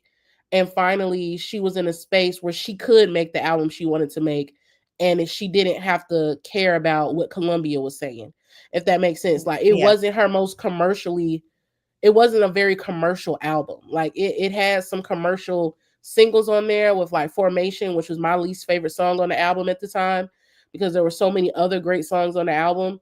But just the way she wove in the poetry and the story that she was telling mixed with the visuals, I was like, this woman is a genius. And I've been like lifetime member of the Hive ever since. So that's why I gotta give it to be on this Over to one. Pimp a Butterfly. I know. Listen, I have the album. So, I have all the CD right, to Pimp a Butterfly in was my the car right now. song of an entire movement when And we that's talk not even about my Black favorite Lives song on the Matter and all album. that. Yes. What is it, King Kunta? Yeah. No. My favorite song on that album is If These Walls Could Talk. If That's- this walk could talk. That's a beautiful song. And when you, so one thing I think Kendrick does very well, and I'm not trying to change, you know, you I pick told you it what was hard. pick, I told you I was stressed. but Kendrick actually references, he ties his albums together, he weaves them. Mhm. Mhm. And, you know, when you think about If These Walls Can Talk, he mentions songs from prior albums, from a prior album in there. And then in that prior album, he mentions the album before, and so on and so forth. And, you know, coming off a Good Kid, Mad City, I'm not taking nothing away from Kendrick's people genius. didn't think that, you To know, Pimp a Butterfly, again, hands sophomore down, albums. the greatest album. Like that to date is my favorite K Dot album to date. And Mine he's too. put out great albums. Good Kid, Mad City was my introduction to Kendrick, because I didn't know who Kendrick was until I heard Don't Kill My Vibe. And what was the other song? Swimming pools. That was Swimming his pools. commercial. That was his commercial song. Yeah, So, like I yeah. wasn't on it. That's when I was still listening to the radio. So and that was during the Mocha Latte days, for those that know, when I used to sing in a group called Mocha Latte back in the borough. And Kendrick we were doing opened these mashups. for Kanye in Nashville many wow. years ago. Many years Wish ago. I could have been there. That was probably at the time I still listened to Kanye, when I still enjoyed Kanye. Don't enjoy Kanye now, but that's another conversation for another day. But listen, I love K Dot Down. And like I Okay. said, it was a very hard decision. But for me, I'm giving it to Beyonce because there was never a moment where I questioned if I liked Kendrick. There was a moment where I was like, am I a Beyonce fan? And for me, and where I was in my life at the time, Lemonade was the album that said, I get it now. I understand it. And now I understand the Hive. And I'm happy to be a member of the Hive. And I've been riding with my girl ever since. I done been at every standing out in the lines. Ashley, we was in Atlanta for Cowboy Carter. People were passing out outside, spending God knows how much money on merch. I'm like, she be spamming me, sending me text messages like, buy my sacred. Yeah. I'm like, girl, you getting all my money. Stop spamming me. I agree. Like as soon as you file taxes, bam. Yeah, Bam. she not Yes. slick. Like she's waiting. I until got the this Super new Bowl. perfume coming out. Here's this album coming out. It's a limited Perfume, edition. It's a hairline, special.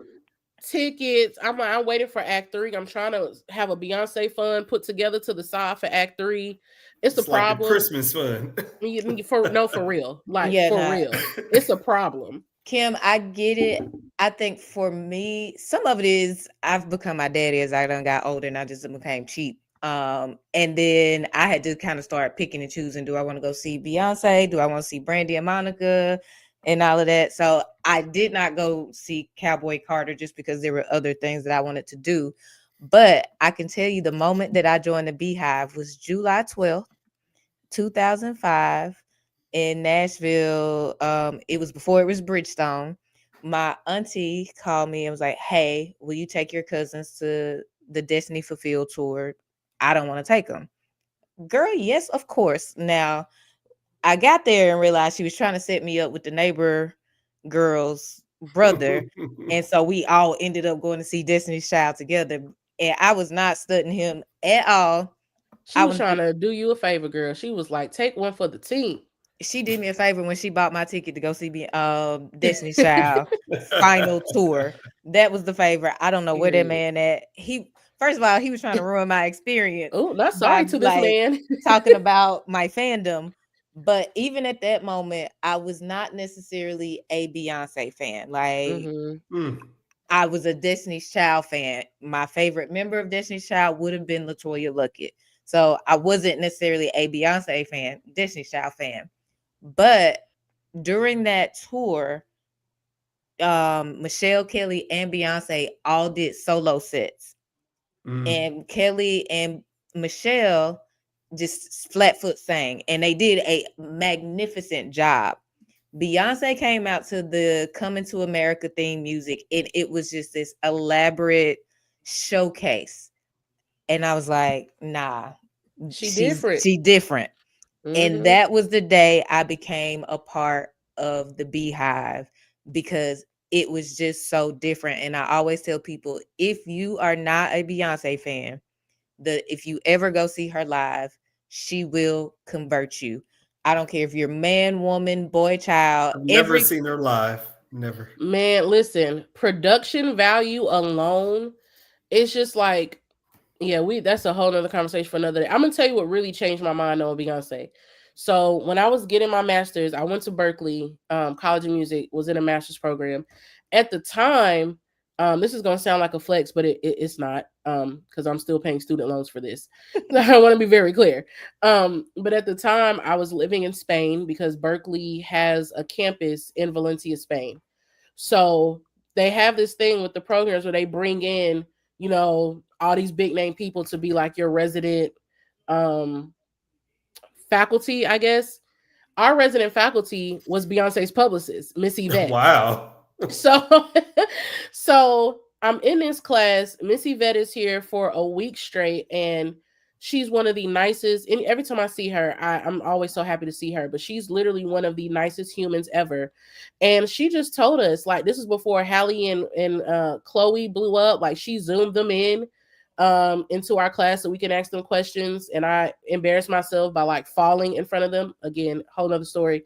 But she told us about all the things that Beyonce does that, like, just on a human level, her philanthropy that nobody knows about because Beyonce doesn't feel the need to advertise it. Yeah, you And don't when, have to yell it. yeah, she like things nobody knows that she's doing quietly. And this is before Be Good was even known as, as known as it is now. Her foundation was not widely known at the time. This was 2017, 2018. So having that one-on-one time with her publicist where she's able to really tell us these are all the things that Beyonce has done through her foundation, on top of having the work ethic that she has, on top of the creativity, the vision, her ability to produce. And at that time, I hadn't been to any Beyonce concert. So for our graduation, On the Run, this was On the Run 2 tour, was happening in Barcelona. We all took a train from Valencia to Barcelona, and that was my very first Beyonce concert. It was On the Run 2 with her and Jay-Z, and Miss Yvette upgraded us to Club Carter.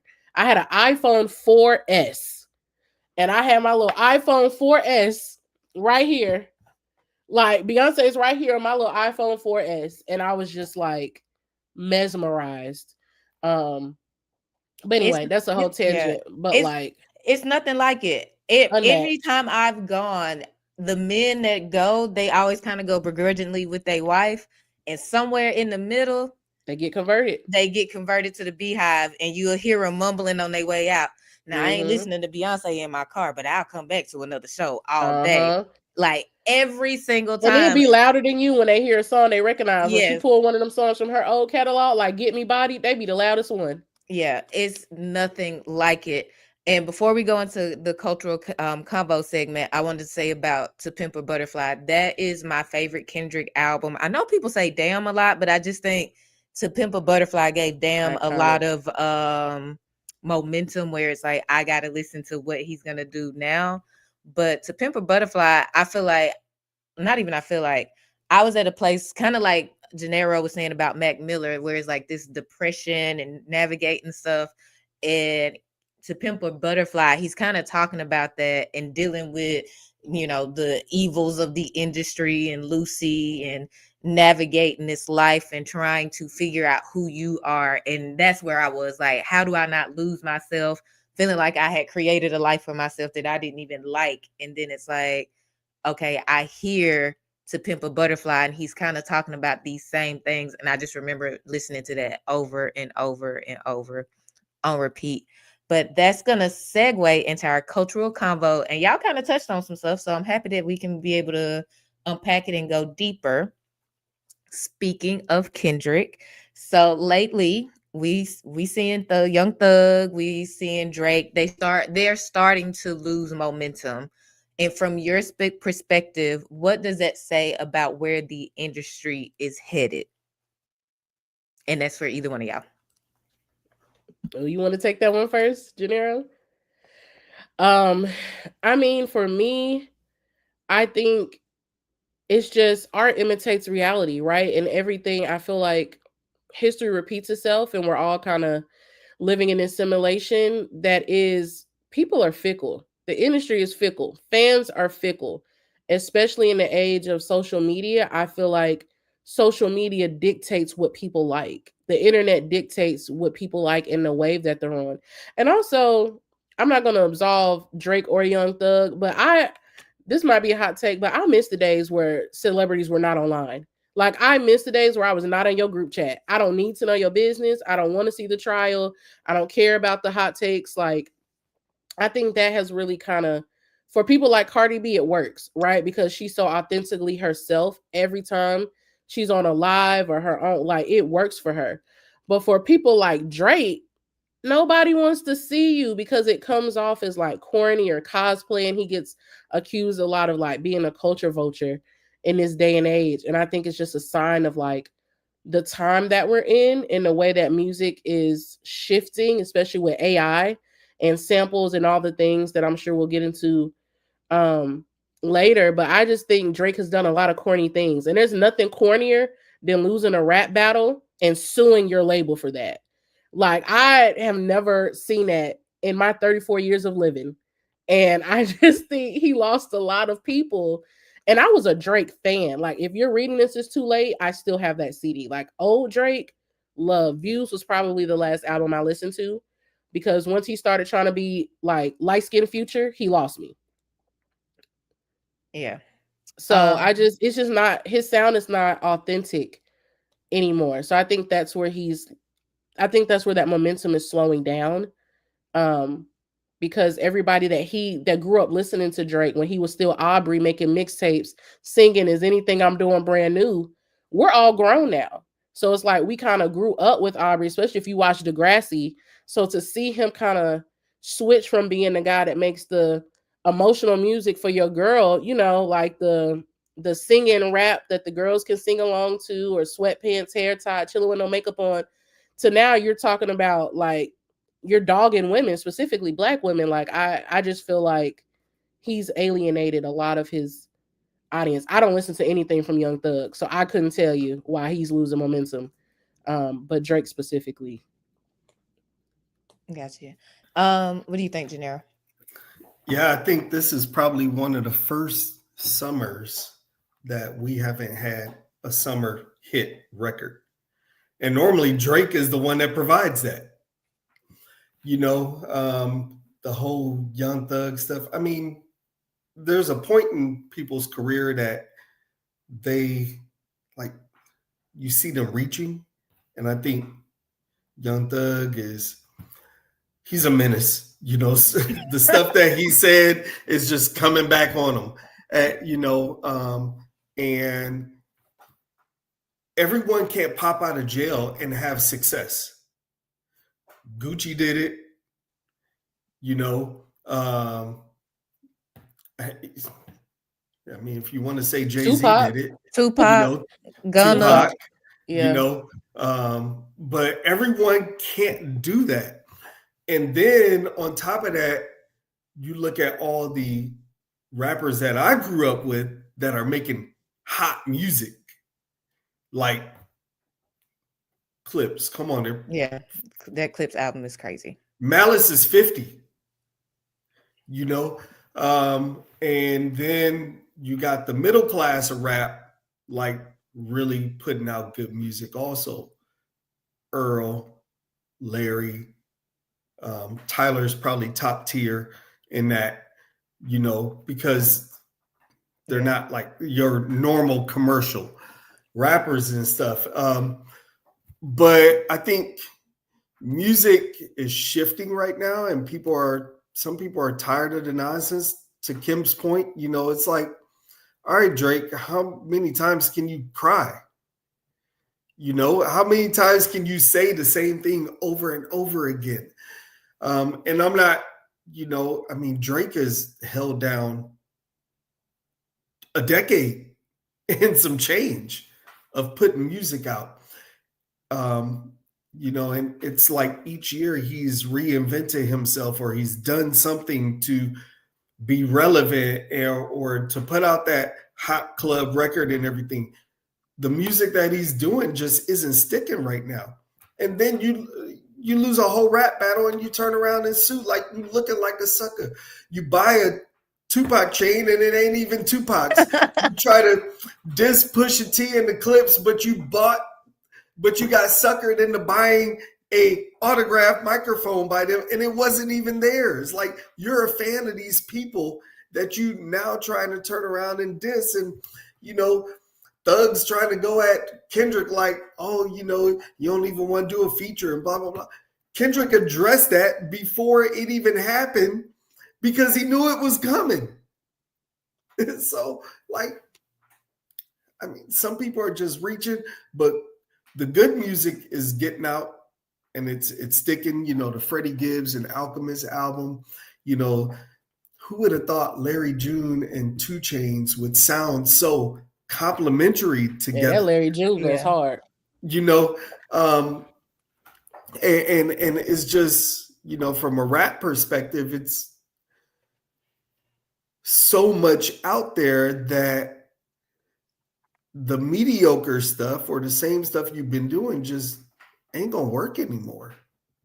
Yeah, I agree. So I personally kind of look at it all from multiple angles. So there's of course like the industry angle.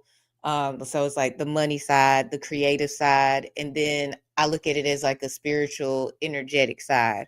And as soon as that Kendrick and Drake battle started happening, I was like, this just feels very spiritual. Almost like the Lord is like, enough is enough. Like, it's just too much foolishness going on, and we got to cut this out. And the more the battle, and this was before Meet the Grams even came out, and then Meet the Grams came out, and I was like, oh yes, for sure, this is just When like, J. Cole bowed out gracefully, I knew he was on a spiritual vibration that he was like, nah, I'm out. Y'all got yeah, it. like I don't even think J. Cole could have really done it. It had to be Kendrick, because it was almost a battle of like, for the culture, and it's like, we have to protect the culture, because if not, dudes like Drake will come and extract and take and pump out the toxicity, where it's like, you don't even care, and you're not even trying to care what you feed the kids. Like, your core audience that you always target, they're kids, and you almost 40 and you're still targeting kids. But like you said, now you're baby future, and it's extremely toxic. And so as time has gone on, and we've seen Young Thug, who, like, that whole crew, Young Thug has kind of fallen off. Lil Baby is kind of like, I think his last album people hated. And to see that Gunna's kind of the only one out of that little pocket in that crew who kind of decided, you know what, whatever they on, I'm not on no more. I'm going this way. I think it was the best thing he could have done for himself, because and he's not even really in that era. I guess maybe the tail end of it. He's the only one that's kind of still standing, but none of them were really putting any substance out. And so I think it's just kind of like eating fast food. You can only eat so many McDonald's hamburgers before you be like, absolutely not. I want to go to grandmama's house and get some home cooking. And I think that's what we see, personally to me, what we see happening is like, Kendrick offers soul food, where it's like, it's filling, and he doesn't have to drop an album every 10 days, because the last album is going to stick to the ribs. Same thing with your Larry Junes and your Freddie Gibbs. Even if that's not your thing to listen to all the time, it's still a form of a soul food that's just way more filling culturally than it being like, you drop a 40 song album and you just hoping that one song catch on to go viral to get on the radio. I'm Um, not listening to 40 songs. Like when Chris Brown dropped that album with all them 50 11 songs, I said y'all are trying to get out of your contracts. Y'all are not slick. That's what this is. Cause who's listening to 40 songs on one record? yeah, it ain't me. I know some people who did, but I'm like, Power to them. if you're gonna give me 40 songs, it's got to be a hella diversified on some Beyonce level. But you cannot give me 40 of the same mellow songs where it's like, and you're kind of saying the same thing over and over again. That Chris Brown album, like if one of them songs randomly pop on the playlist, I can let it ride and it's gonna sound good. I'm not going from top to bottom because it all to me sounds very much the same. But I'm going to shift into the next question, which is, do you think audiences are shifting away from long standing mainstream names towards more niche or independent voices? Yeah, I believe independents are in a very great spot right now. Prime example would probably be La Russell. Yeah, What he is doing. And to any indies watching this, go watch his interviews, study what he is doing, and take your notes from that. LaRussell is setting, he's creating his own lane. He's doing things his way. Anytime someone can sell tickets to their show for $1,000 and sell out, they're on the right path. Anytime someone can do a deal to where it's non-exclusive and they can still go do side projects and you don't get the historical catalog and everything, like he knows the business and he learned it and he is doing it his way. And it's he's putting music out, he's having that personal connection with people, and that's what the consumer is looking for. you know to Kim's statement of artists being online all the time and on social media. We don't want to be in a group chat because some people got too much drama. But if we can get involved in your creative process, if we can come to a show in the backyard of your actual home, if we could, have a percentage of royalties in the album and stuff, like that's what we want. We want those intimacy. I don't have to be at a show with 60,000 people. You know, some people do, others don't, but I think the independents are moving in the right direction right now, and um, it's a good time for that because a lot of the majors, Clips bought themselves out their deal, so they're independent. They're technically independent. They're not a major artist. They're doing things their way, and they don't. A deal is what it is for some people. It's a great thing, but if you have the connections, if you understand the dynamics and are willing to get out there and work, it can be a great space from a product standpoint. You're talking about the music and the merch. It's sustainable. You do 10 shows, 200 tickets at each, and sell 100 shirts. You're making a good living. I agree. I love what Lil Russell's doing and just watching it. I- I've listened to some of his music, but just watching it is just Oh, an the music amazing. snaps. Yeah, it does snap, but I can't say that. Now I feel like I have a lot of more singles. So like older music is definitely albums that I listen to. Now it's just so much that sometimes I'm hearing a song, throwing it on the playlist, hearing a song, throwing it on the playlist. So I don't necessarily always get to dive into a person's catalog because things are moving so fast, but the music does slap that I've heard. Um Kim, what about you? What do you think about? Yeah, I mean, I echo a lot of what Janiro said. I think what's cool, and what I'm excited to see is that the whole role of A&R has shifted. And this really gives independent artists a lot of leverage right now because labels have now built whole A&R departments to literally sit behind a desk and scour TikTok. And it's like the consumer has become the A&R that tells the labels what we like, what we don't like. And so having that type of buy-in from your fandom, I think that's probably where all the leverage comes from an independent artist, when you own your audience. And by ownership, I mean just in a simple phrase of like, you know exactly who your audience is, you know where you can find them, like your direct to fan strategy it's sustainable, it's consistent.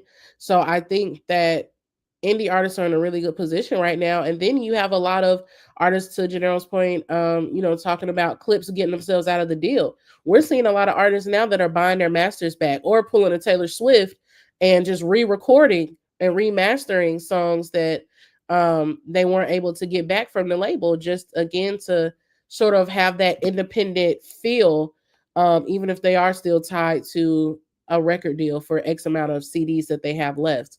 But I think as technology continues to evolve, I would love for there to be more intimate moments. Like I love when I see Chloe in her lab, like making beats and Yeah, bringing us into the process of that. I wish she would lean more into that instead of the ultra sexy. And I know like I there's probably agree. going to be some backlash for that, especially me being a woman, and I'm all here for women empowerment and whatever that means to you. However, Chloe is really talented. And I feel like she doesn't have to use, I feel like overt sexiness is a gimmick in some ways. And she doesn't have to do that because she is so incredibly talented that if she really leaned more into her creative process, and it's evident, that's what, like, if you go on her post right now, that's what fans want to see. Like, you see all types of people commenting, like, more of this, please. We don't need you with your clothes off. And I know that can come off a certain way, but like, your fandom is what keeps you sustaining, especially as an indie artist. If you don't have, like, she has Parkwood behind her, but like, we don't really know what that looks like, to be honest, right? Like in terms of her rollout, her Yeah. marketing, Beyonce's not constantly posting about Chloe and Halle. So while we know she's associated with Parkwood, we don't really know what that deal looks like. So I just think, like, for any indie artists that are out here wondering, like, should they go get the deal or should they try to remain independent? I would encourage you to be as independent for as long as you can and really learn the business. And it's not that all label deals are bad, because they're not, but you need to seek counsel and make sure that the counsel that you seek doesn't also work for the label. I agree with everything you said. Definitely. With Chloe, when I hated that her and Halle kind of they split early, in my opinion, but I get it. Halle had to go do Little Mermaid, and if I'm Chloe, I'm not gonna sit and just wait for you to finish the Little Mermaid. But they had such a unique sound on that last album that they did together, and I don't feel like they got a chance to fully flush it out and develop personality from that.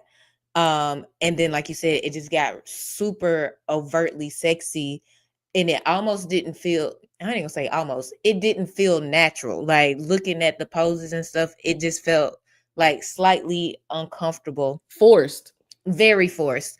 Yeah. Um, thank you, because what I was gonna say, I was like, that is way not politically correct, but forced is a very good word to say. And it's like, baby, is somebody holding you hostage, making you take these pictures? Because it feels forced. And so I agree, your audience is going to dictate what it is that they want from you. And I think it's a balance with that, because sometimes people want stuff and it's like, but I'm not that person anymore. And I think that's okay too, to evolve and grow if it's a true evolution and growth and it's authentic. Um, but to kind of piggyback off what y'all are saying, where do you see the next wave of influence coming from? Would it be culturally? Would it be regionally? Or even like a platform? Like, things are wide open. So we're not quite in the, it's weird because we kind of going back to physicals, but we still kind of streaming. but then we have like the streamers doing their thing. I like what Drake is doing with Iceman in the rollout. I don't think it's executed well, but I think the idea itself of rolling out an album as episodes and releasing music in that way is very strategic and smart, and unique. So where do y'all think that that new next wave of influence is gonna come from? That ain't nothing but R. Kelly trapped in the closet circa 2005. It And is. Jermaine Dupri's almost doing the same thing with his Mm-hmm. project, but I mean, what we're seeing right now in music is a lot of the old music coming back on Mhm. vinyl. Like people are pressing up vinyl at a very high rate right now. I think rollouts and everything are good. If it's strategic, again, not to beat a dead horse, but Drake is really looking for something Yeah. Oh, I that agree. that he hasn't, like, he got knocked off the horse and he's never been there. He's never had to do this. So he's trying some of anything to bring the hype back, the momentum, and the interest. And honestly, he could just, like Tyler the Creator said, just drop the damn music. Put it out. Like you're Drake, dude. You've been doing music and it's been very successful. So why this different type of function now? Why Yeah. this ultimate secrecy? Why are you standing in another country in an empty pool? Like, this isn't Ricochet. I don't think he knows who he is anymore. So he's just throwing stuff to the wall to make it stick. When, in my opinion, the easiest thing for him to do is to take time off and then write from the heart about what he's really going through and what he would really feeling. I think it's just that simple. If I was his creative director, if I was his A&R, I would be like, bro, just give me a year of nothing, of just nothing. I don't Drop want to the see. lawsuit Go and to make the music. therapy. No, Exactly. go to therapy. Go to, but that's a part of that year. Let's go to therapy. Let's put this pen on paper and put some therapy on the album. I guarantee you, you're going to go number one if you do that. And it's just as simple as that. Do a Um song with Young Thug. I No. mean, it might He it need to might get back to the Aubrey mixtape days. Like that's what I want to hear from Jake. Is go back to the basics. Yeah. And so, and the reason why I brought him up is because he's doing a lot of it via Twitch. So I do agree, Kim, R. Kelly has done it, but to see it done live, like R. Yeah. Kelly did it, dropped it, we watched it. Drake is doing this all live stream, and it is very boring because like they're live and he's going to different sets and places, and it's like you got too much downtime in this to give people a mediocre song. Like if somebody gonna wait 45 minutes for you to set up, you better give me some Michael Jackson action since you thought you were Michael Jackson. And so that's where that question was kind of coming from, where it's like, could Twitch and these live stream platforms be the next wave of how we get music? I do think regional music is going to come back just based on Metro dropping his album GNX and stuff like that. But I go don't ahead, know. Janelle. It's all these platforms are just changing, like what payouts and who's paying, who's not. I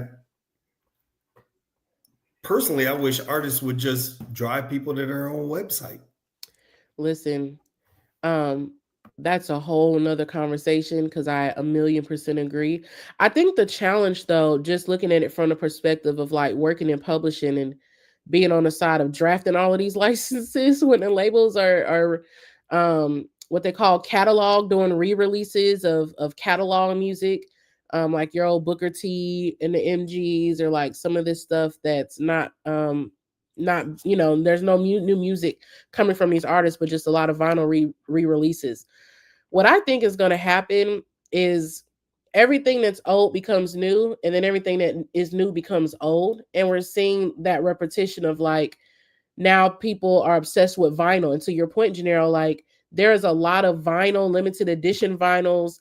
There's record store days. There's like a really big push to get back to physical.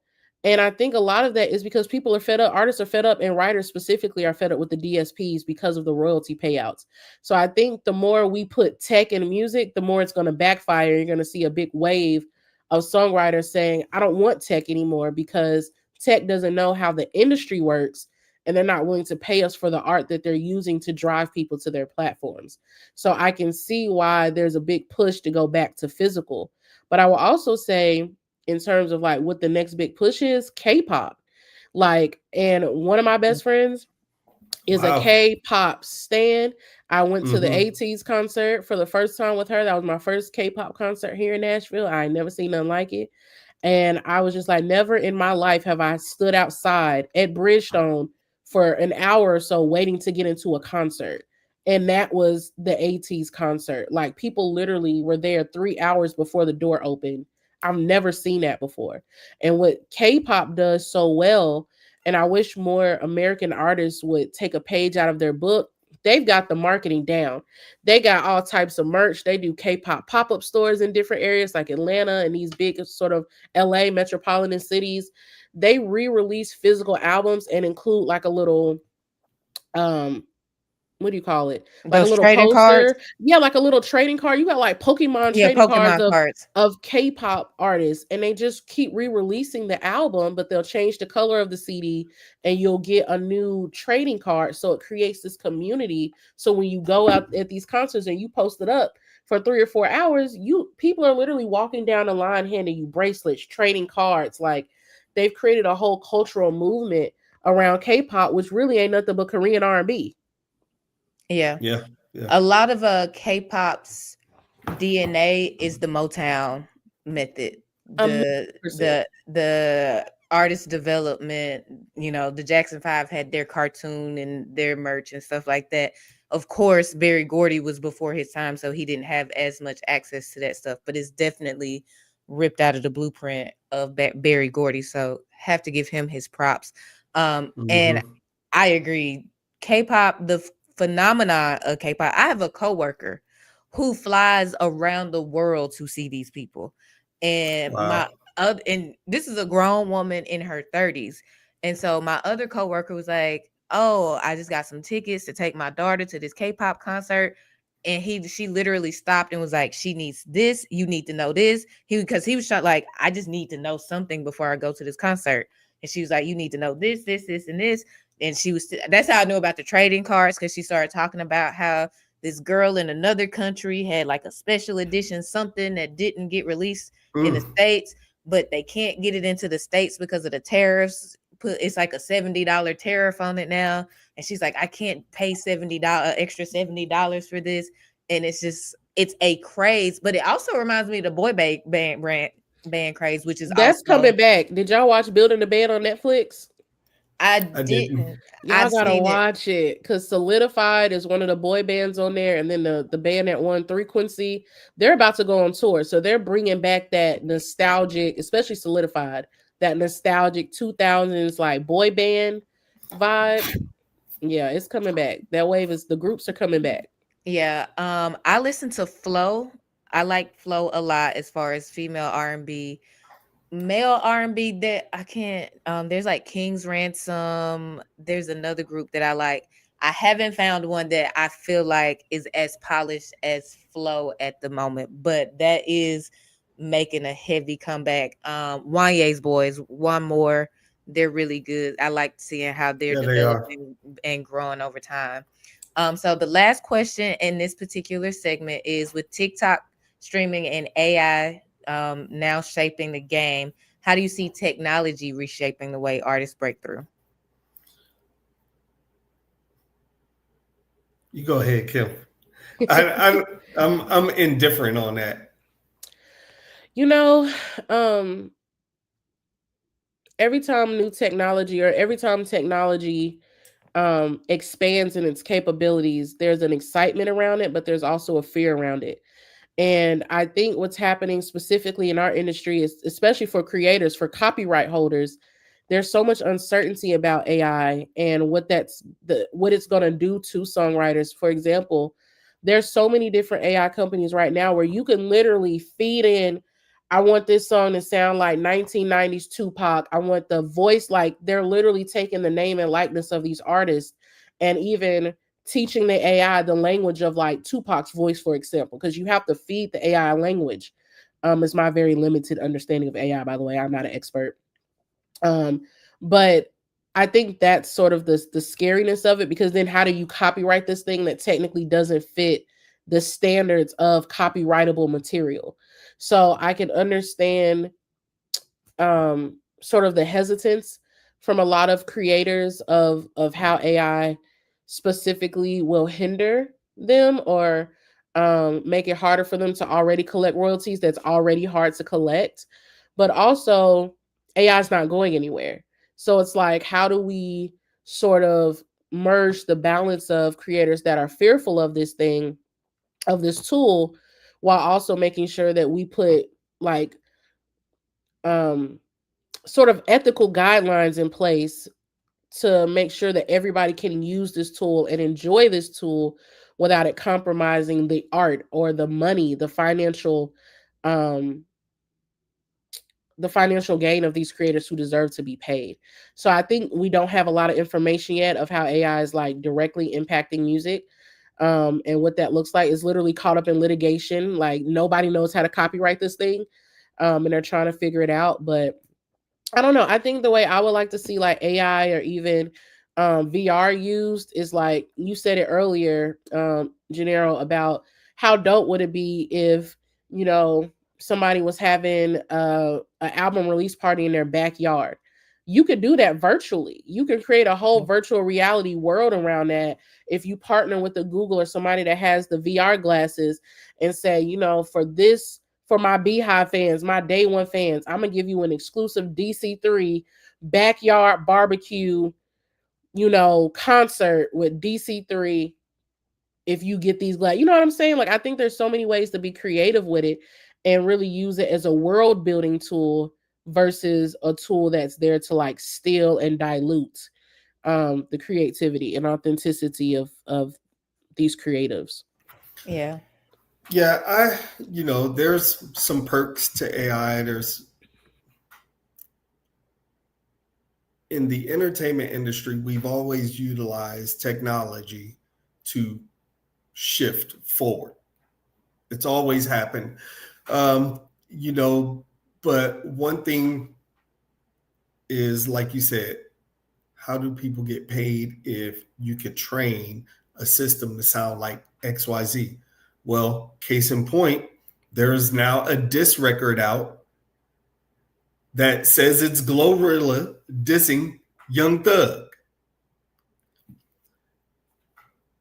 People are thinking it's her. People are thinking it's AI. But what happens if the street people don't know the difference and they take matters into their own hands? Or what happens if the song gets 10 million plays? Who gets paid off of it?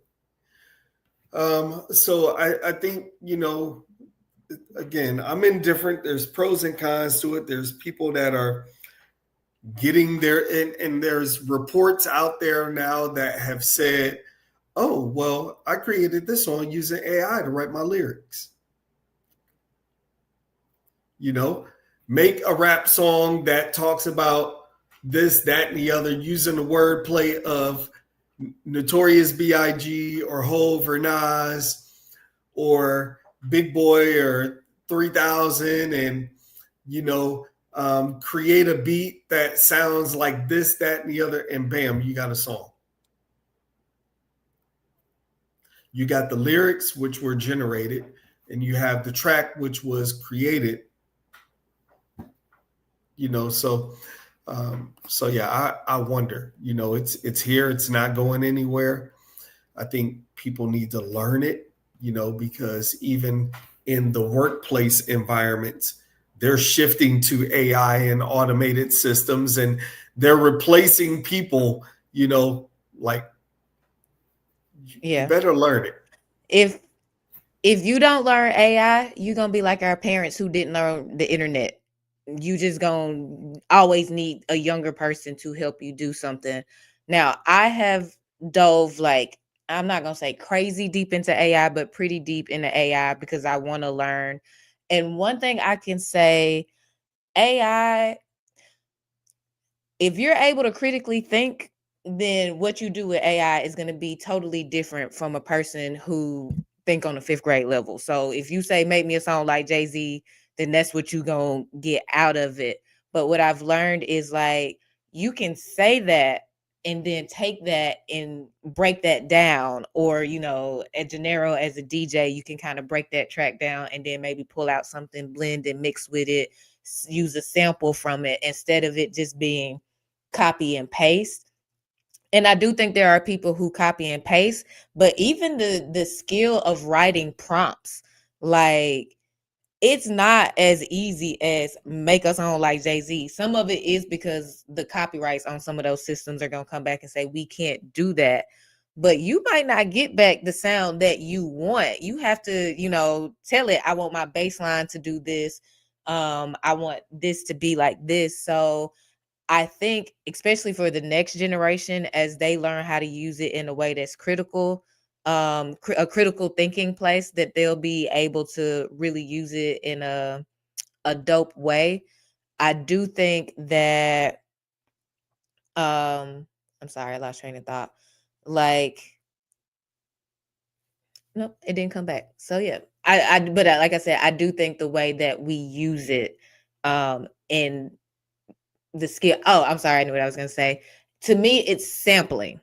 So how our parents felt about sampling music, where it's like, you're not playing no instrument, you just gonna chop up this song. That ain't real music. And it's like, no, there's an art to sampling. It is not easy just to chop a sample and then create a song around it. I think AI is gonna be like that.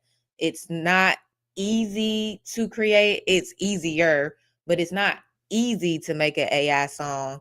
But it still takes a level of skill to do that. And even with the media stuff, it's like we always been getting fake news, whether it's somebody write an article for a newspaper or post some crazy story on social media. Now these fools just had the ability to make diss records with it. I mean, Drake used Tupac and Snoop voice. So um was it a clever way to use it in the battle? Some people say yes, some people say no. But I think it's there. But we're gonna transition into the parking lot pimping segment so we can get ready to wrap this thing up. The year is whatever year you want it to be. The party just let out. You feeling fresh, you with your people or whoever you want to be with. What is the song that you playing in the parking lot to let people know I'm here and I'm stunting on you niggas? You gotta I'm go probably first. gonna play "Money Trees" by Kendrick Lamar. Okay. That's a good choice. Not the not where I thought you were gonna go with it. I was gonna go back to Outkast, but because that title track of Southern Playalistic, the way the guitar strings come in, the way that bass, like first day out of winter, when the weather is 70, 80 degrees and I could put the windows down on the car, that's the song I'm playing when I pull out and I'm riding around the city and stuff. Like but Money Trees it's a, if I'm chilling in the parking lot, I'm waiting on people to come out, I'm just vibing. Money Trees hits. Yeah. It got a Halle nice, Berry. good bass in there. And Hallelujah. yeah, yeah. Me and my niggas, yeah. Okay. I respect that one. I like that one. What about you, Kim? What you pimping in the parking lot with? Listen, I was over here trying to go through my notes because I didn't think y'all was gonna come to me so fast. It probably is gonna be Outcast. It's probably gonna be Outcast Players Ball. Okay. It's just a classic. It is. Yeah. Yeah.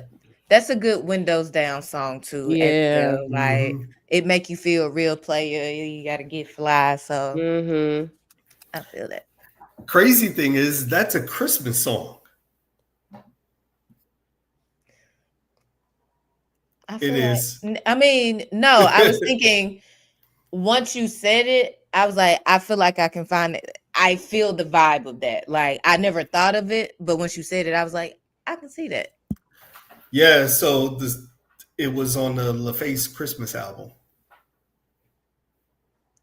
I can see that because you can hear like the bells at the Bells. beginning of it. Yeah. Yeah, that's exactly what I was thinking. Like it does Yeah. have bells in it. It makes sense.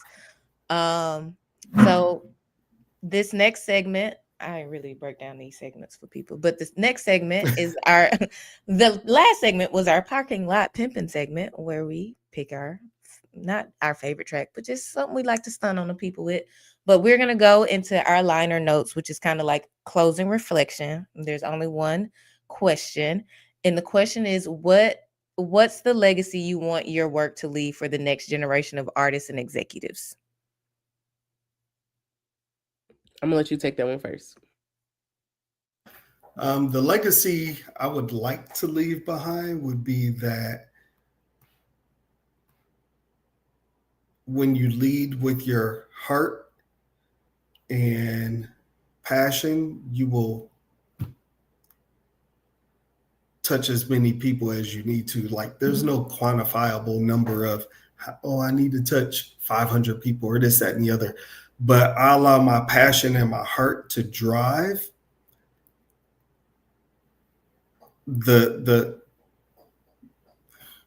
the work that I need to do. You know, I can't, whatever comes in my mind. Well, you know how people may say, my heart led me to do this. Mm-hmm. And that's what I want people to really understand and know about me, is that I do what I do because my heart has led me there. You know, we created the Southern Entertainment Awards not as a money grab, but because our heart said that this is what we needed to do to give people something. You know, I my heart drove me to music supervision because I wanted to provide an opportunity for artists that are out there creating music, making music, but have nowhere for it to go in many instances. So yeah, and you know, the next phase and iterations of the Southern Entertainment Awards and what we are going to do will continue to align with that. Because there's a few things that are coming down the pipeline that I can't announce yet, but you'll be able to be like, you know, in a couple months, you'll say, you know what, that's heart, that's mission, that's, you know, that's a good fight. And that's what I want people to know, that he fought the good fight. I respect that. A little known fact, Gennaro, and I know I've never told you this because I just randomly thought about it. The first time I ever heard of the Southern Entertainment Awards was in 2007. I had a homie from Nashville who would always talk about, like, because we kind of all did music together, and his like goal and his mission was like, if we can just get to the Southern Entertainment Awards. And I didn't really know anything about the Southern Entertainment Awards, so I was just like, bro, like, you really like hardcore all about the Southern Entertainment Awards. Only for about 10 years later, I meet you and you're one of one of the founders of the Southern Entertainment Awards. So it's funny how things come full circle, that Wow, that's dope. this 21-year-old girl in 2007 here in the Southern Entertainment Awards, and the impact that y'all were having at that time, and to be sitting here and having this conversation with you on the podcast is incredibly dope. So again, appreciate you for being here. And No, so, thank you. Kim, what is the legacy you want your work to leave for the next generation? I love this question so much. For me, I tell everybody this. I think being kind is such a lost principle, and it's especially in this industry because everybody has accolades, right? And when you're walking into these rooms, it's easy to sort of get swept up by that. But I find it so refreshing when I enter a space, especially with people I don't know. And it's just kindness is what connects us. A lot of what Janelle said about just leading with your heart. And I think so many rooms that I've been invited to has just been because I was kind. I showed up. I was ready to work. I was ready to learn, and I wasn't a gatekeeper.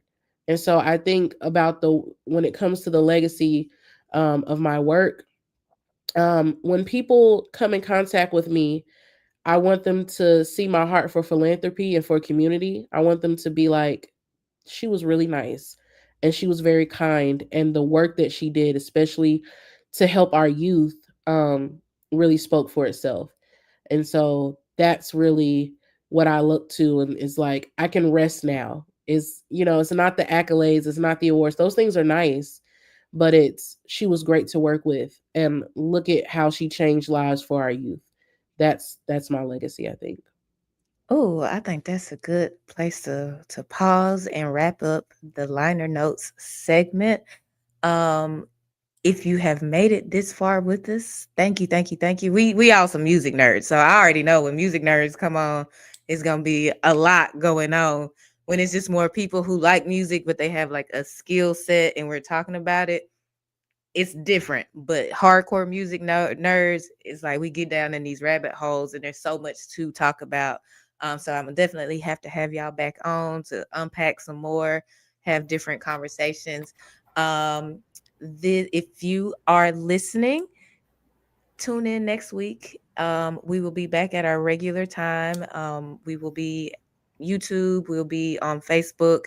Not really sure if we're gonna do Twitch or Instagram next week, but 8 p.m. Central, 9 p.m. Eastern time. Each episode, if you miss it live, you can get it on whatever your favorite podcast streaming platform is. So you can send it to your friends, your cousins, your uncles, or whoever. But again, I want to thank y'all for tuning in. Thank you to my beautiful guests for showing up. I Thank am your you. girl, Thank you for having Ashley us. Autumn. Make sure you like, share, subscribe, buy some merch, do something to support the brand, Talented 10 TV, because we're trying to get back to the community. And I will see y'all next week. Hey, no, dog.